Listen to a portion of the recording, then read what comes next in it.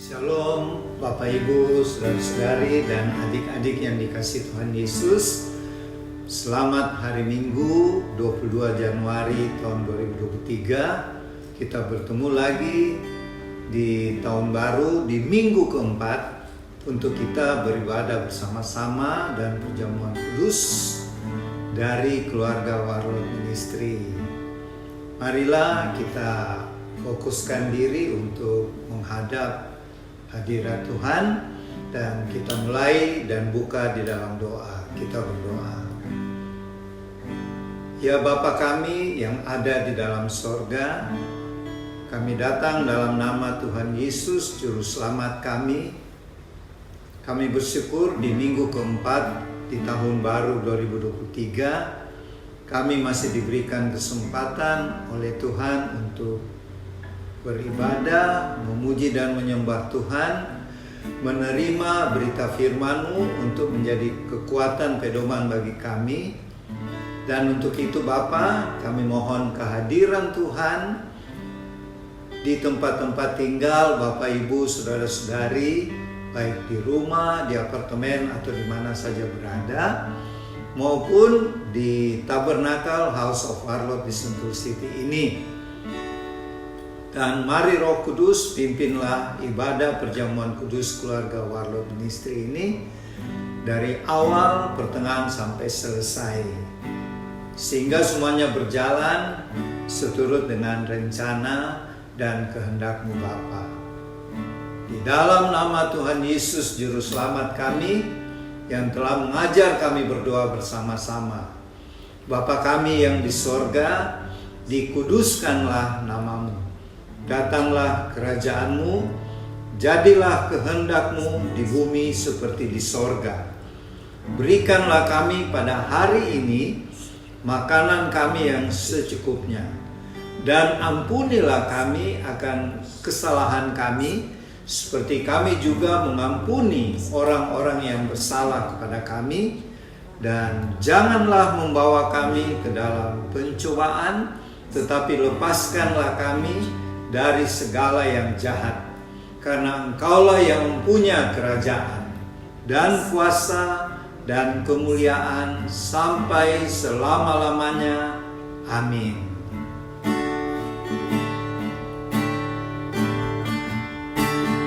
Yesus, kemuliaan-Mu pulihkan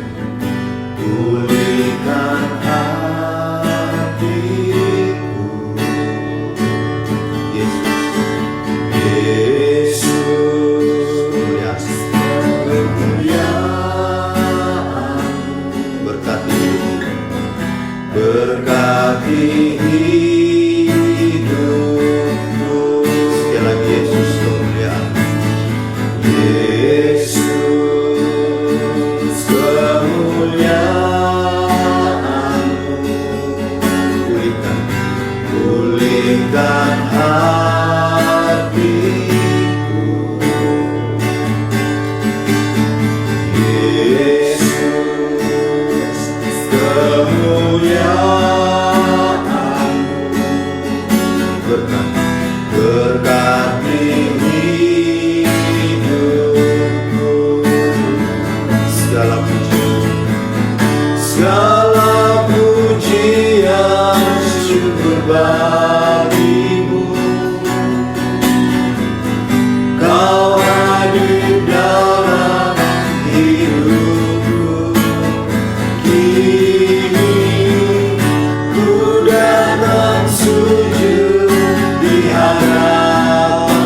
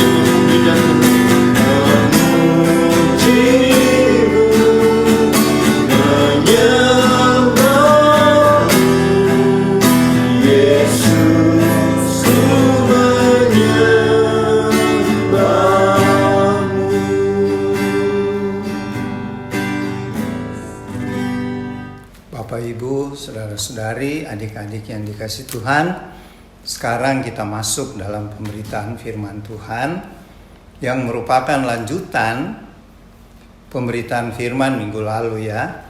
Kalau yang lalu itu berakhir di sangkakala ke-6 dan ada kitab kecil yang terbuka. Dan sekarang kita masuk sebelum sangkakala ke-7 ditiup. Rasul Yohanes melihat Tuhan memperlihatkan dua saksi Allah yang terdapat di kitab Wahyu pasal 11 ayat 1 sampai 14. Kita siapkan kitab Wahyu pasal 11 ayat 1 sampai 14. Sebelum pemberitaan firman, mari kita berdoa. Ya Bapa di sorga, kini saatnya kami akan mendengarkan pemberitaan firman-Mu. Apa yang dilihat Rasul Yohanes di Pulau Patmos yang Tuhan sudah bukukan di kitab Wahyu ini.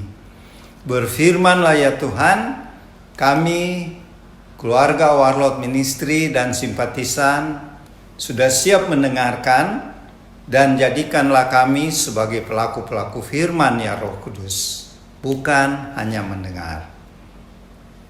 Di dalam nama Tuhan Yesus, amin.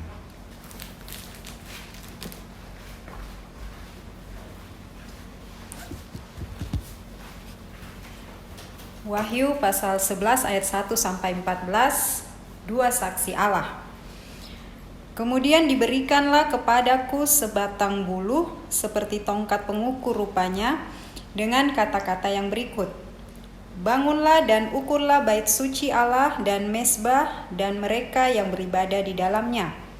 Tetapi kecualikan pelataran bait suci yang di sebelah luar, janganlah engkau mengukurnya, karena ia telah diberikan kepada bangsa-bangsa lain, dan mereka akan menginjak-injak kota suci 42 bulan lamanya. Dan aku akan memberi tugas kepada dua saksiku, supaya mereka bernubuat sambil berkabung 1260 hari lamanya. Mereka adalah kedua pohon zaitun dan kedua kaki dian yang berdiri di hadapan Tuhan semesta alam. Dan jikalau ada orang yang hendak menyakiti mereka, keluarlah api dari mulut mereka menghanguskan semua musuh mereka. Dan jikalau ada orang yang hendak menyakiti mereka, maka orang itu harus mati secara itu. Mereka mempunyai kuasa menutup langit, supaya jangan turun hujan selama mereka bernubuat. Dan mereka mempunyai kuasa atas segala air untuk mengubahnya menjadi darah, dan untuk memukul bumi dengan segala jenis malapetaka setiap kali mereka menghendakinya. Dan apabila mereka telah menyelesaikan kesaksian mereka, maka binatang yang muncul dari jurang maut akan memerangi mereka dan mengalahkan serta membunuh mereka. Dan mayat mereka akan terletak di atas jalan raya kota besar yang secara rohani disebut Sodom dan Mesir, di mana juga Tuhan mereka disalibkan.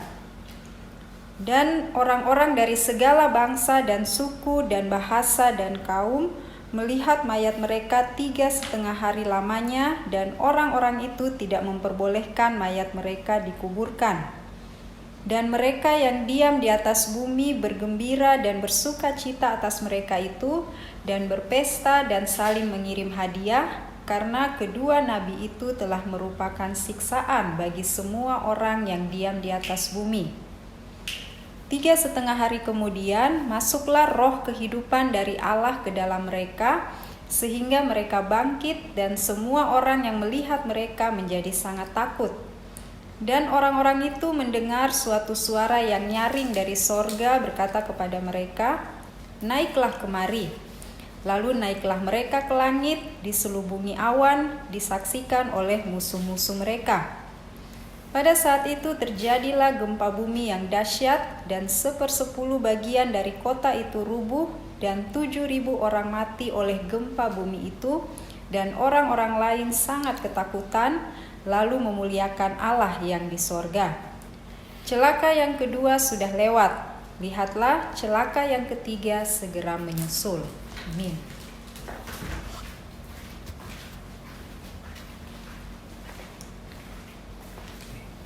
Bapak Ibu, saudara-saudari, adik-adik yang dikasihi Tuhan, firman Tuhan saat ini merupakan lanjutan dari penglihatan Rasul Yohanes waktu dia dibuang ke Pulau Patmos.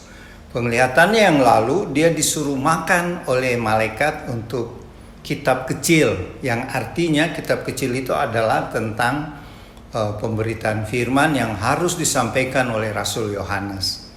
Nah, itu yang terakhir minggu lalu. Dan setelah Rasul Yohanes mendapat penglihatan itu, tiba-tiba ada suara yang berkata, diberikan kepada Rasul Yohanes pertama-tama sebuah tongkat pengukur. Dan tongkat pengukur itu, alat untuk mengukur itu, yang memberikan itu seorang malaikat berkata, bangunlah dan ukurlah bait suci Allah dan mezbah dan mereka yang beribadah di dalamnya. Tetapi di bagian pelatarannya tidak usah diukur karena sudah diberikan kepada bangsa lain. Ini punya pengertian rohani ya. Sebab pada waktu itu, pada waktu Rasul Yohanes menulis kitab Wahyu tentang penglihatannya ini, bait suci Allah sudah rubuh, sudah dihancurkan oleh bangsa Romawi yang dipimpin oleh Jenderal Titus. Jenderal Titus ini kemudian pulang ke Romawi, dia menjadi kaisar ya. Jadi Bapak Ibu saudara-saudari, waktu Tuhan katakan sama Rasul Yohanes, dia diberikan sebatang bulu sebagai tongkat pengukur. Jadi alat ukur waktu itu seperti sebatang bambu ya, buluh. Dan Yohanes disuruh bangunlah. Maksudnya bangunlah bait Allah dan ukurlah bait suci itu dan mezbahnya. Maksud Tuhan demikian ya. Meskipun bait Allah pada waktu itu sudah tidak ada, tapi istilah mengukur bait Allah itu kalau kita lihat di Perjanjian Lama, di kitab Yehezkel dan Yesaya, itu berarti Tuhan yang memiliki bait Allah itu. Jadi tindakan pengukuran itu artinya Tuhan yang memiliki bait Allah. Jadi Yohanes, ukurlah bait Allah artinya gini. Umatku, jadi orang-orang percaya kepada Tuhan Yesus yang pernah beribadah, yang sedang beribadah di bait Allah, meskipun bait Allahnya sudah rubuh, dihancurkan oleh bangsa Romawi, tetapi mereka masih milik Tuhan. Artinya Tuhan memberikan penghiburan sama Yohanes bahwa umatku yang tetap setia beribadah kepadaku itu adalah milikku dan aku akan lindungi mereka. Tetapi bagian pelataran bait Allah tidak usah diukur karena sudah diberikan kepada bangsa lain. Maksudnya gini ya, waktu Raja Herodes membangun bait Allah yang sudah rubuh itu, aslinya tidak ada pelataran, tapi Raja Herodes tambahkan pelataran. Maksudnya Raja Herodes baik sih, yaitu yang di pelataran itu buat bangsa-bangsa yang bukan Yahudi yang datang beribadah di bait Allah. Karena ada larangan orang-orang bangsa lain, misalnya bangsa Yunani, bangsa Mesir, yang sudah masuk agama Yahudi mau pergi beribadah di bait Allah, tidak boleh masuk kan. Jadi jalan keluarnya, Raja Herodes yang jahat itu membangun pelataran khusus buat orang-orang goyim atau non-Yahudi ini. Tetapi Tuhan bilang sama Rasul Yohanes dalam penglihatannya, bagian pelataran tidak usah diukur. Maksudnya gini, orang yang beribadah dalam bait Allah adalah umat Tuhan yang sungguh-sungguh beribadah kepada Tuhan. Yang di bagian pelataran maksud Tuhan mereka cuma setengah-setengah, tidak sungguh-sungguh. Jadi tidak usah diukur. Maksudnya di sini Tuhan Yesus mau menyatakan kepada Rasul Yohanes, dia memisahkan orang-orang percaya yang sungguh-sungguh beribadah kepada Tuhan dengan orang percaya yang setengah-setengah. Setengah-setengah hati beribadah ya. Jadi mungkin kalau dibawa ke zaman sekarang, pergi gereja, tapi hatinya tidak ke Tuhan, ya. Itu setengah-setengah. Atau istilah lain di Wahyu yang kita sudah bahas yang lalu, suam-suam kuku. Kelihatannya beribadah, tapi sebenarnya itu cuma ritual mereka jalankan, tidak sungguh-sungguh. Jadi Tuhan bilang tidak usah diukur. Artinya Tuhan ada memisahkan, ini orang percaya yang sungguh-sungguh pada Tuhan dan beribadah sungguh-sungguh, dan orang percaya tapi beribadah setengah-setengah. Ini peringatan, pelajaran buat kita ya. Orang percaya di akhir zaman, khususnya buat warlot, marilah. Kalau kita ke gereja atau beribadah seperti saat ini, marilah kita sungguh-sungguh membayangkan Tuhan hadir. Sebab dia adalah Allah omnipresence. Dia bisa hadir di mana-mana. Ya, tidak seperti iblis. Kalau iblis ada di tempat A, tidak ada di tempat B. Tapi Tuhan Yesus, meskipun dia sekarang duduk di tahta sorga, dia bisa ada di gereja. Dia bisa ada di rumah Bapak Ibu Saudara-saudari. Karena dia Allah yang maha kuasa, Allah yang omnipresence. Nah, kemudian setelah itu, Tuhan kasih lihat bahwa bangsa-bangsa lain itu maksudnya orang-orang yang menganiaya orang-orang percaya. Mereka hanya diberikan kesempatan 42 bulan lamanya. Berapa lama itu 42 bulan? Itu selama 3,5 tahun. Jadi kejadian kedua saksi Allah ini terjadi di masa kesusahan besar yang 7 tahun itu. Kita tahu masa kesusahan selama 7 tahun. Periode pertama 3,5 tahun. Yang keduanya 3,5 tahun berikutnya. Inilah kejadian Tuhan mengutus 2 saksi Allah. Ya, untuk memberitakan siapa itu Tuhan Yesus sebenarnya kepada khususnya orang-orang Israel. Makanya dikatakan di sini di kota suci selama 42 bulan. Artinya Yohanes melihat Tuhan ada mengutus 2 saksinya untuk memberitakan Injil, siapa itu Tuhan Yesus, siapa itu Mesias yang mereka telah salibkan di Bukit Golgota. Karena pada waktu itu baik orang-orang Farisi, tapi tidak semua ya, ahli-ahli Taurat maupun rakyat kebanyakan orang Israel masih belum menerima Tuhan Yesus sebagai juru selamat, sebagai Tuhan. Ya, mereka malah menantikan Mesias yang lain. Maka karena kasih setia Tuhan, selain Tuhan utus, kalau kita baca di pasal 7, Wahyu pasal 7, mengutus ke 144.000 orang Israel untuk menginjil pada masa kesusahan besar ini, Tuhan tambah lagi dengan 2 saksi. Jadi kalau dihitung-hitung 144.000 2. Nah, itu kalau secara literal ya, secara hurufiah. Jadi di sini dinyatakan Tuhan begitu mengasihi umatnya. Yang belum menerima Tuhan Yesus, Tuhan utus lagi selain 144.000 suku-suku Israel yang Tuhan pilih tiap suku 12.000. Jadi jumlah totalnya 144.000. Ditambah lagi 2 saksi ini ke Yerusalem, ke kota suci. Dan waktu mereka diberi tugas oleh Tuhan, mereka bernubuat sambil berkabung selama 1260 hari lamanya. Artinya gini, itu di ayat 3 ya. Artinya kedua saksi ini waktu mereka bersaksi bernubuat supaya mereka bertobat, terima Tuhan Yesus, mereka berpakaian kabung. Berpakaian kabung artinya dengan tindakan itu supaya bangsa Israel bertobat. Itu artinya berpakaian kabung ya. Bertobat dan percaya Yesus Kristus itu yang mereka salib. Itulah Mesias yang dinanti-nantikan. Bukan Mesias yang lain ya. Dan kemudian 1260 hari itu kalau kita hitung sama dengan 42 bulan. 3,5 tahun ya. Jadi 2 saksi ini diutus pada 3,5 tahun kedua.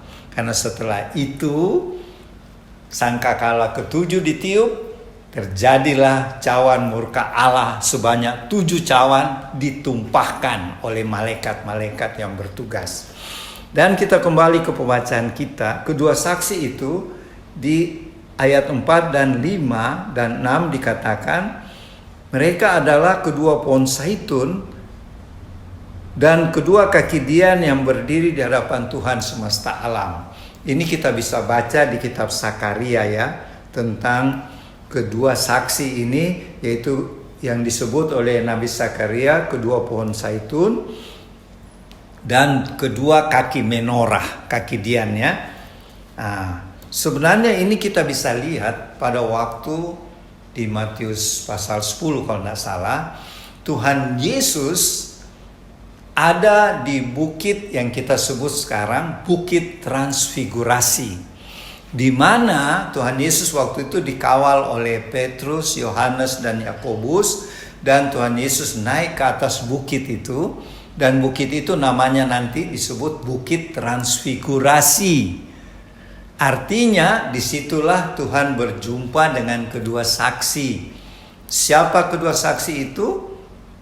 Yang pertama Nabi Musa dan yang kedua Nabi Elia. Dan ini disaksikan oleh Simon Petrus, Yohanes dan Yakobus. Ini 3 murid ini adalah ring satunya Tuhan ya, selain 9 murid lainnya. Sampai mereka bilang, Tuhan kami akan mendirikan tabernakel, kemah buat ketiga orang ini. Tuhan Yesus buat Nabi Musa dan Elia. Inilah apa yang dibuatkan di Sakaria pasal 4 ayat 3 dan ayat 11-14 tentang dua saksi Allah itu yang berupa dua zaitun dan dua kaki dian. Itu terwujud pada waktu Tuhan Yesus bertemu dengan kedua saksi itu, yaitu Musa dan Elia. Jadi Bapak Ibu Saudara-saudari, memang banyak tafsiran dari hamba-hamba Tuhan bahwa dua saksi itu adalah kiasan dan lain sebagainya. Tetapi di sini jelas dikatakan bahwa kedua saksi itu punya kuasa ya, punya kuasa. Kalau ada orang yang mau menyakiti mereka atau berbuat jahat kepada kedua saksi ini, dari mulutnya keluar api. Keluar api yang akan menghanguskan orang yang mau menganiaya kedua saksi ini. Karena Tuhan memberikan mereka satu power ya. Dan ini kita lihat kalau di Perjanjian Lama ketika Nabi Musa. Kan Nabi Musa lebih dulu dari Nabi Elia ya. Nabi Musa waktu mengalami pemberontakan Korah. Di situ Nabi Musa bernubuat dan Tuhan mengirim api membakar Korah dan pengikutnya. Ini. Jadi Musa pun pernah mengirim api ya dari sorga melalui pertolongan Tuhan. Dan yang kedua kita lihat contohnya Nabi Elia waktu di Gunung Karmel setelah imam-imam atau dukun-dukunnya Dewa Baal tidak mampu menurunkan api dari sorga untuk membakar persembahan di Mesbah, Elia berseru dan Tuhan mengirim api. Ini contohnya bahwa kedua saksi itu dapat mengeluarkan api dari mulutnya untuk menghanguskan musuh-musuhnya yang mencoba mencelakakan mereka. Dan kuasa berikutnya, mereka bisa menahan hujan tidak turun selama mereka mau, selama mereka bernubuat. Dan kita tahu Nabi Elia di Perjanjian Lama pernah menahan tidak turun hujan, yaitu musim kemarau selama 3,5 tahun. Jadi ini gambaran Nabi Elia ya dan Musa, kedua saksi ini. Dan kedua saksi ini juga punya kuasa bisa merubah air menjadi darah. Ini kita lihat waktu Musa di hadapan Firaun mengubah air di sungai Nil dan semua air di tanah Mesir. Musa berdoa dan Tuhan merubah air di Mesir menjadi darah. Inilah yang dilakukan dua saksi ya. Jadi tanda yang pertama dari mulutnya bisa keluar api, dan kedua mereka bisa menahan hujan selama mereka bernubuat. Dan kemudian, dan kita tahu mereka bernubuat selama 3,5 tahun. Jadi mirip Elia ya. Kemudian Mereka juga di ayat 6 bisa memukul bumi dengan segala jenis malapetaka. Apa itu? Itu tulah. Jadi seperti tulah di Mesir. Dan yang membuat tulah di Mesir, Nabi Musa melalui kuasa Tuhan ya. Jadi tanda-tanda ini adalah tanda-tanda Nabi Musa dan Nabi Elia. Spiritnya ya. Jadi Bapak Ibu Saudara-saudari, kedua saksi Allah ini yang diperkirakan Nabi Musa dan Nabi Elia, ketika mereka selesai 3,5 tahun untuk bernubuat tentang siapa Tuhan Yesus, Tuhan izinkan mereka diperangi oleh binatang yang muncul dari jurang maut. Siapa itu? Itu belalang-belalang ya. Tapi itu sebenarnya bukan belalang ya. Kalau kita baca di pembacaan sebelumnya, itu adalah roh-roh jahat, setan-setan yang rajanya disebut Abaddon. Ya. Abaddon atau perusak ya. Itu rajanya jurang maut ya. Nah, Tuhan izinkan mereka dikalahkan dan dibunuh oleh roh jahat dari jurang maut ini. Dan mayat kedua saksi ini terletak di kota Yerusalem selama 3 hari dan menjadi tontonan. Dan bukannya orang kasihan karena dua saksi ini mati atau terbunuh oleh iblis dari jurang maut, si Abaddon itu, tetapi mereka malah bersuka cita. Mereka saling mengirim hadiah merayakan kematian kedua saksi ini. Dan ini diprediksi oleh hamba-hamba Tuhan bahwa kejadian matinya kedua hamba Tuhan ini pasti pada waktu hari raya Hanukkah atau hari raya Natal. Sebab pada hari raya Hanukkah dan hari raya Natal, orang-orang Yahudi saling mengirim hadiah dan mereka bersuka cita. Jadi kematian kedua saksi ini diperkirakan terjadi pada peristiwa Natal, ya setelah rapture ya, bukan sekarang-sekarang, atau di peristiwa hari raya Hanukkah. Ya, itu menurut prediksi ya. Dan dikatakan di ayat 9, selama 3,5 hari lamanya orang-orang di seluruh dunia bisa melihat mayat itu terbaring di jalanan ya di kota Yerusalem. Bagaimana ya kalau waktu penulisan kitab Wahyu ini orang berpikir, bagaimana semua orang di dunia bisa lihat? Tidak bisa kan? Tapi kalau kita lihat sekarang, kita lihat saja kalau live streaming televisi atau seperti kita lakukan sekarang, bisa dilihat di mana-mana. Jadi Tuhan sudah bernubuat dan itu akan terjadi. Semua orang akan melihat melalui siaran langsung televisi kah atau media sosial kayak seperti sekarang ini. Semua orang bisa melihat dua saksi itu mati dan dibiarkan 3 hari lamanya di kota Yerusalem. Tetapi pada hari yang ketiga, roh Tuhan masuk kembali kedua jenazah ini dan mereka dibangkitkan, hidup kembali, dan ada suara Tuhan Yesus yang keras dari sorga berkata, naiklah kemari. Terjadilah peristiwa rapture buat kedua saksi ini. Mereka setelah dibangkitkan, mereka naik ke sorga. Ya. Kemudian kita tahu di ayat-ayat terakhir, ayat 13-14, terjadilah gempa bumi yang dahsyat setelah kedua saksi ini bangkit dan naik ke sorga. Karena gempa bumi yang dahsyat ini, 1/10 dari kota Yerusalem rubuh. 1/10. Dan ada 7.000 orang mati karena gempa bumi ini. Artinya banyak yang korbannya. Ini adalah kemarahan Tuhan. Karena mereka menganiaya dua saksi ini. Jadi pelajaran buat kita warlot, bahwa marilah kita jaga kehidupan kita di dalam kebenaran dan kekudusan yang Tuhan Yesus sudah anugerahkan kepada kita. Kita jalankan kehidupan kita selaras dengan firman Tuhan. Kita tetap setia bersaksi memberitakan firman Tuhan sehingga banyak jiwa-jiwa akan menerima, percaya Yesus Kristus adalah Tuhan dan Juru Selamatku. Dan ketika peristiwa pengangkatan terjadi, banyak orang-orang yang mengalami pengangkatan. Demikianlah firman Tuhan tentang dua saksi Allah ini. Semoga memberkati Bapak Ibu Saudara-saudari dan akan dilengkapi oleh Oma Palar, ya. Tuhan Yesus memberkati.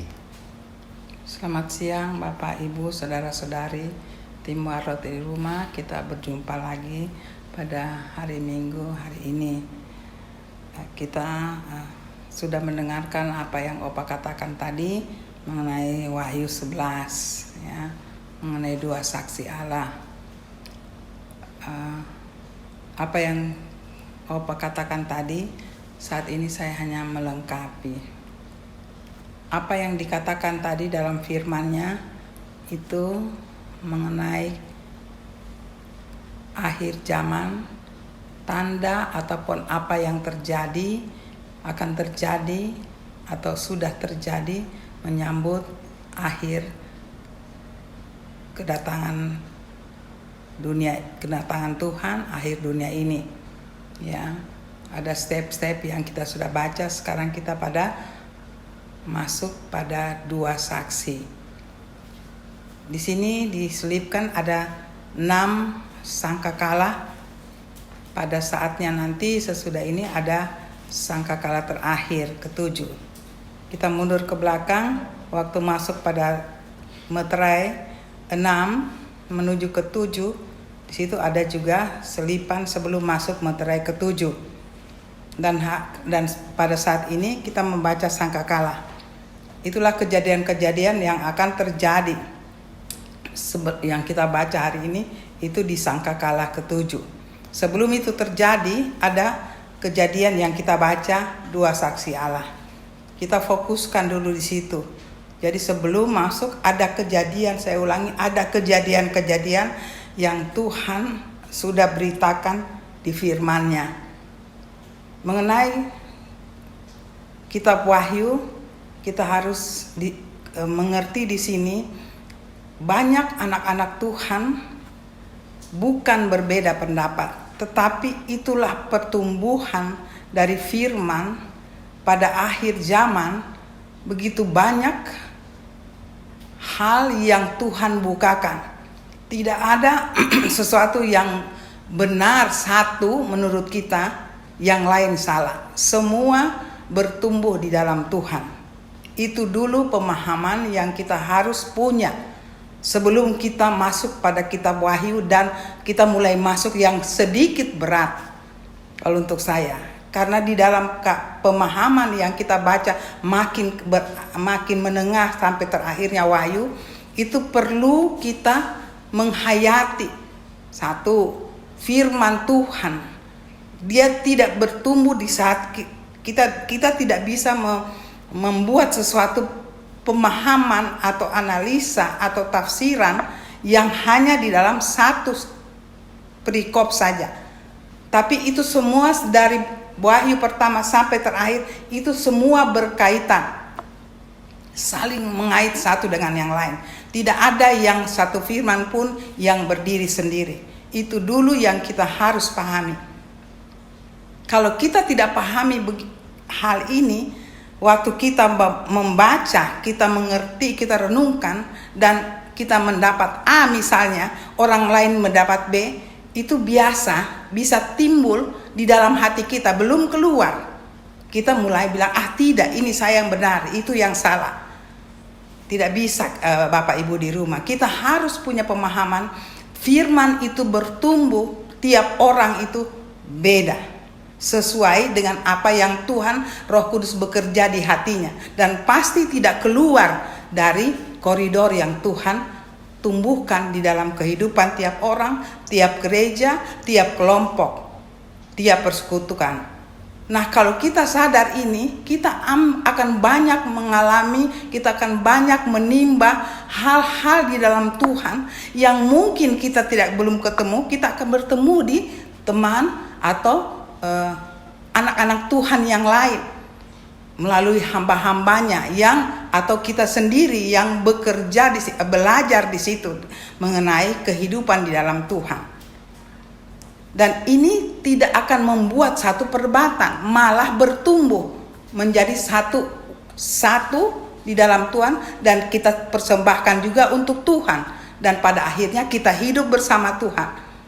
Saya hanya menambah bahwa apa yang Opa katakan itu benar, ya.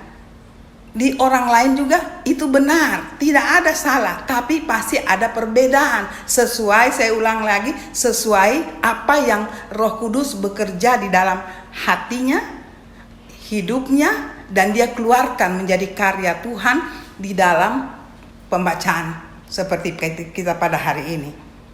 Nah, perbedaan-perbedaan itu saya harap Bapak dan Ibu, mungkin Bapak dan saya potong sedikit, mungkin Bapak dan Ibu kami menyatakan demikian, tetapi setelah Bapak dan Ibu tertarik, ya, terpanggil untuk menyelidiki, bisa lain.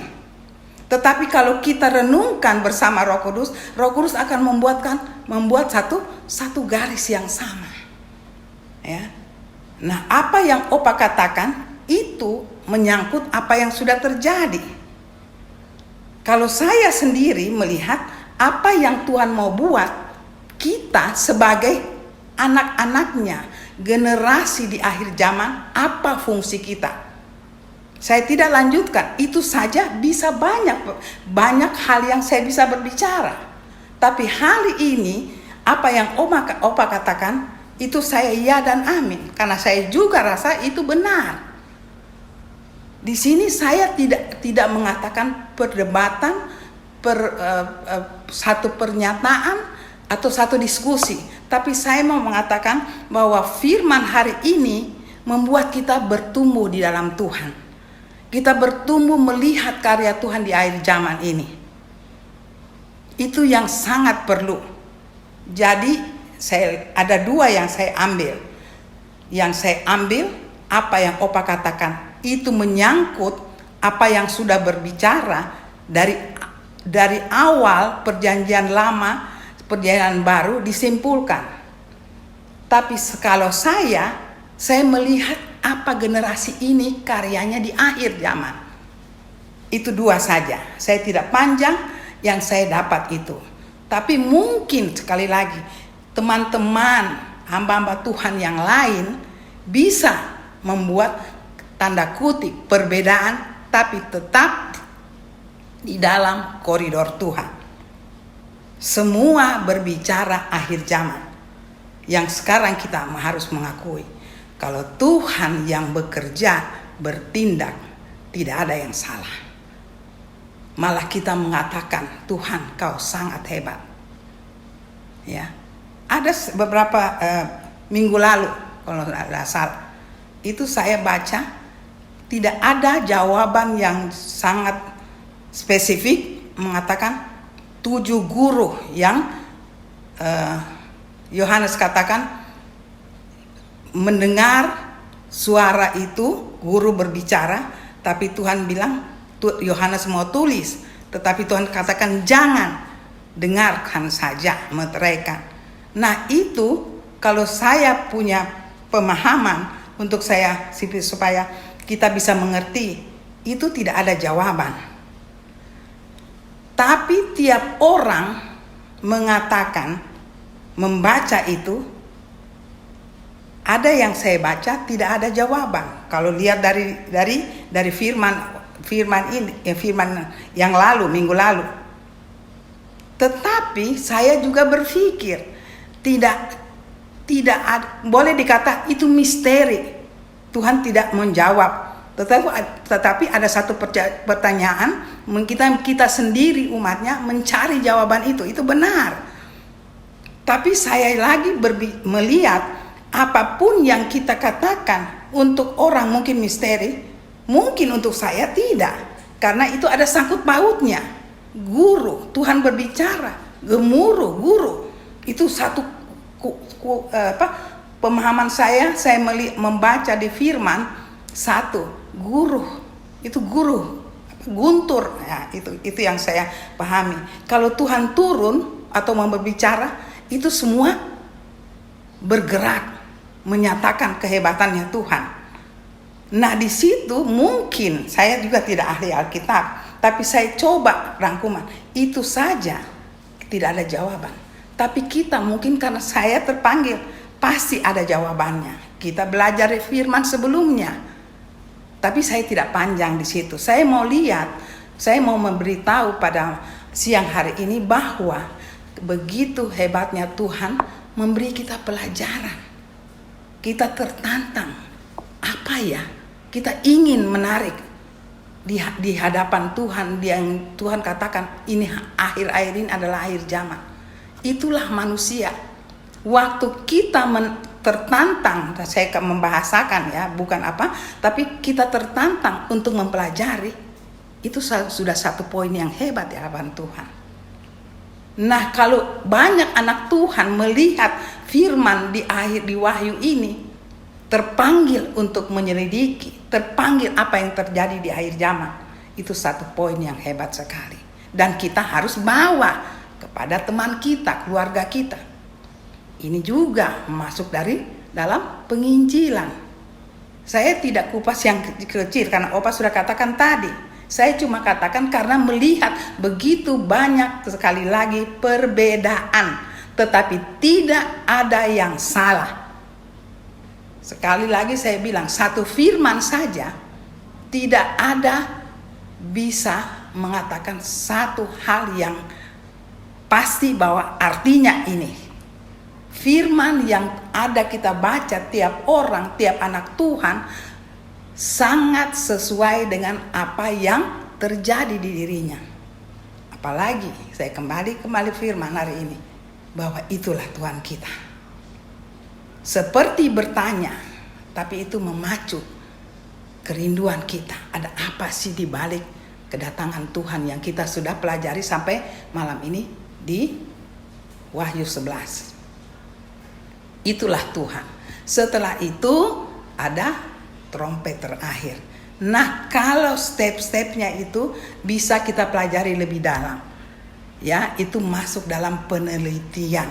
Ya, saya sedikit sudah baca, tapi itu yang terjadi sebelum meterai terakhir. Di situ ada sisipan di situ.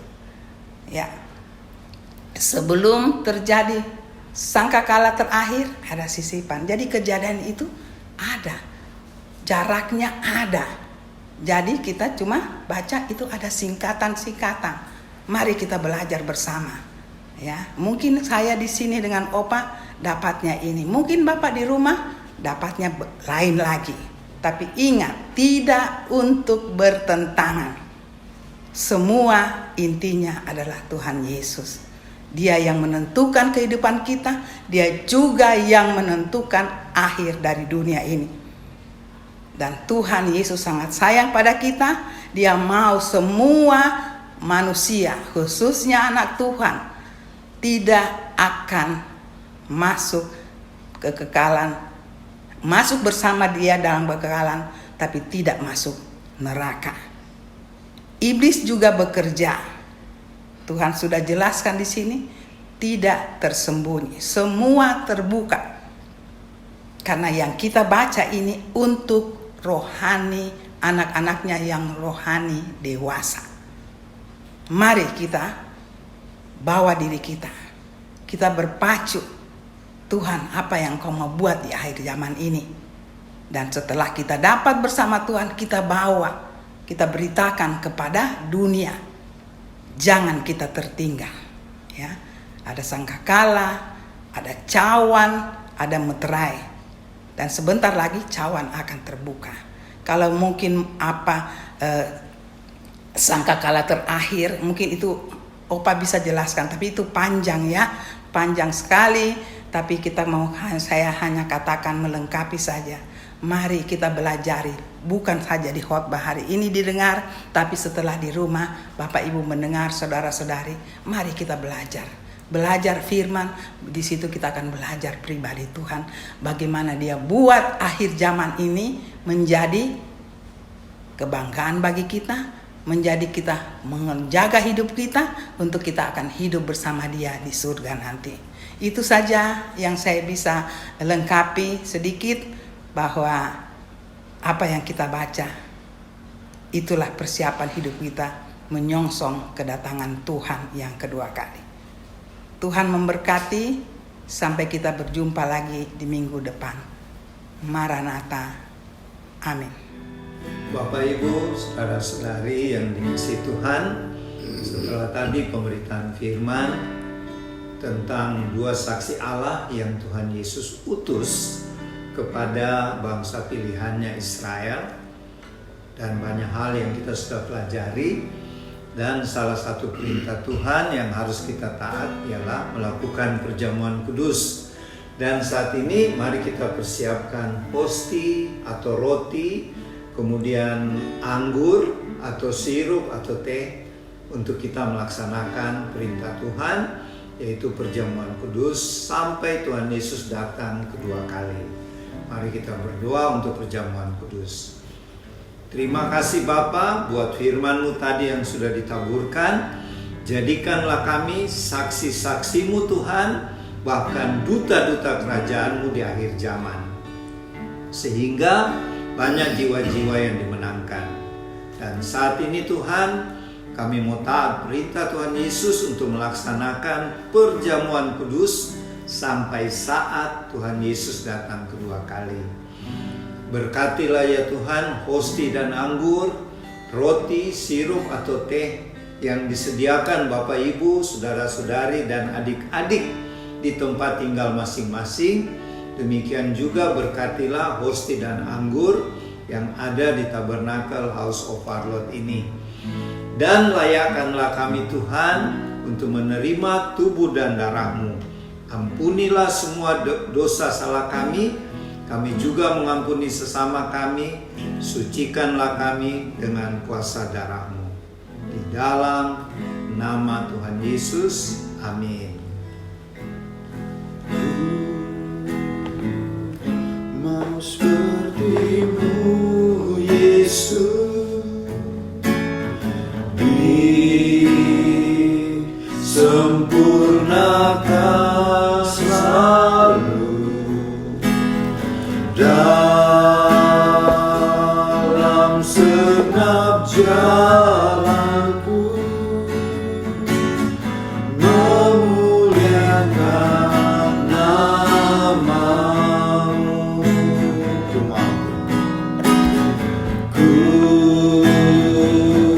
mau seperti-Mu Yesus, disempurnakan selalu dalam segenap jalanku, memuliakan nama-Mu.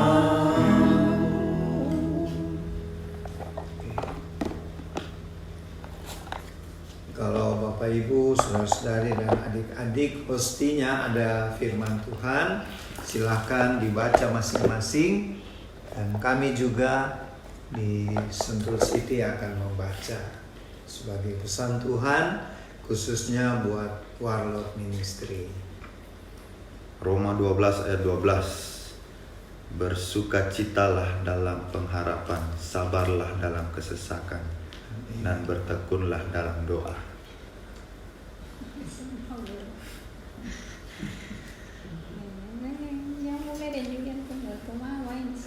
Matius 11 ayat 28. Marilah kepadaku semua yang letih lesu dan beruban berat, aku akan memberi kelegaan kepadamu.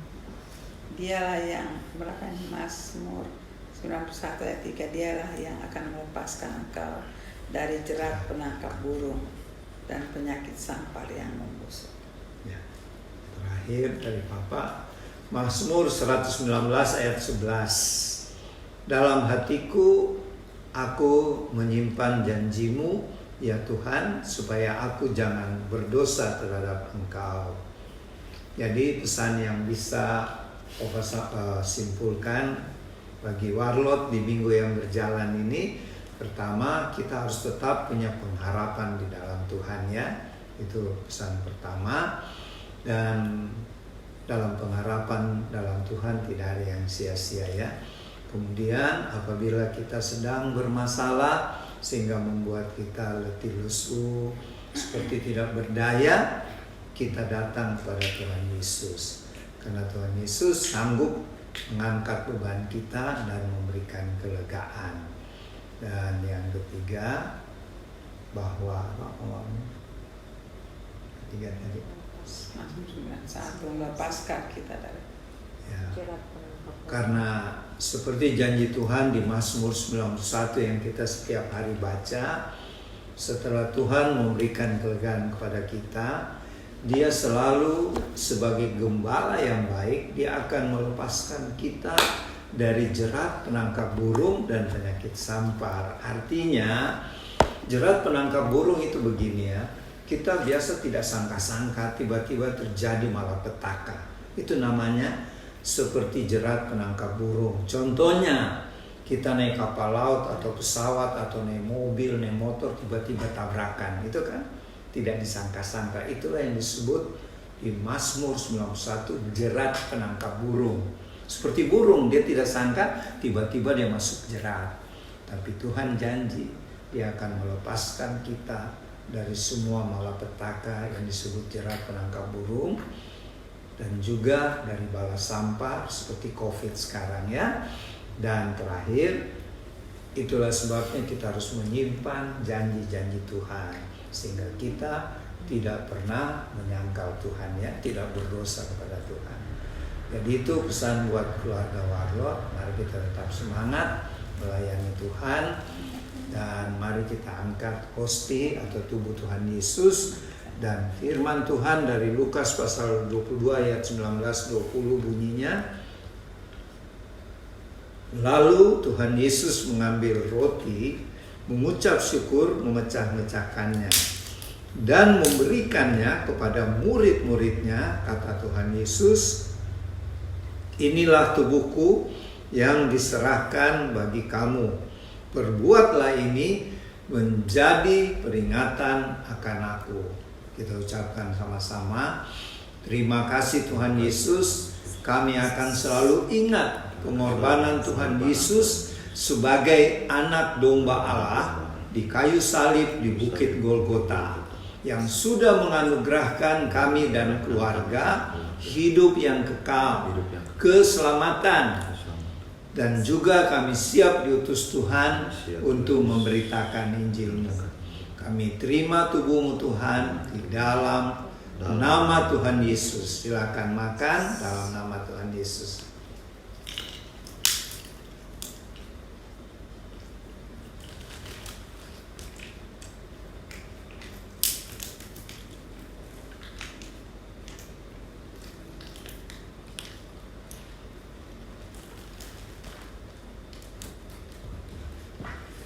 Tuhan Yesus, kita angkat cawan perjamuan. Demikian juga dibuat Tuhan Yesus dengan cawan sesudah makan. Tuhan Yesus berkata, cawan ini adalah perjanjian baru oleh darahku yang ditumpahkan bagi kamu. Kita sama-sama ucapkan, terima kasih Tuhan Yesus buat darah-Mu yang suci, darah anak domba Allah yang sudah tertumpah di kayu salib di Bukit Kalvari. Darah-Mu yang suci ini sudah memeteraikan kami menjadi warga-warga kerajaan sorga, menjadi duta-duta kerajaan-Mu di akhir zaman ini, untuk memenangkan jiwa-jiwa bagi Tuhan Yesus dan juga memberitakan Injil kerajaan sorga. Kami terima darah-Mu Tuhan di dalam nama Tuhan Yesus. Silakan minum dalam nama Tuhan Yesus.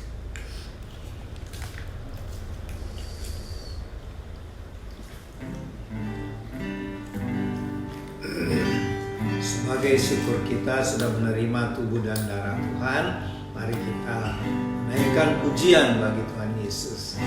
Bagaikan bejana siap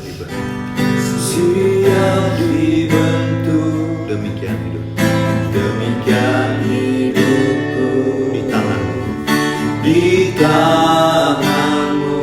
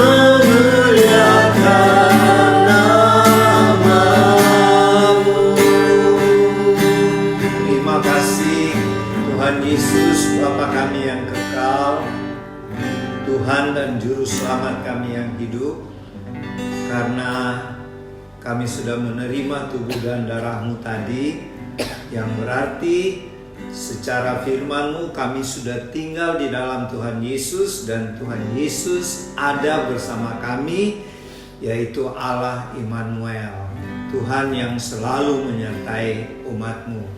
Dengan demikian, tidak ada yang perlu kami khawatir atau takut di dalam keadaan yang tidak menentu, ketika banyak ramalan-ramalan atau prediksi dari orang-orang tertentu bahwa di tahun 2023 banyak sekali permasalahan akan timbul. Karena kami yakin, percaya pada janji-janji-Mu Tuhan, Tuhan tidak akan pernah meninggalkan kami. Tuhan, kami berdoa juga buat saudara-saudara kami yang pada hari ini merayakan Chinese New Year, atau biasa disebut dengan Gong Xi Fa Cai, yang berarti semoga Anda bertambah kaya. Untuk itu, bagi saudara-saudara kami yang merayakan, kami ucapkan selamat tahun baru Chinese. Semoga tambah meningkat terus di dalam rohani dan juga kekayaan secara jasmani, karena tetap bersandar dan percaya kepada Tuhan Yesus, Raja di atas segala raja.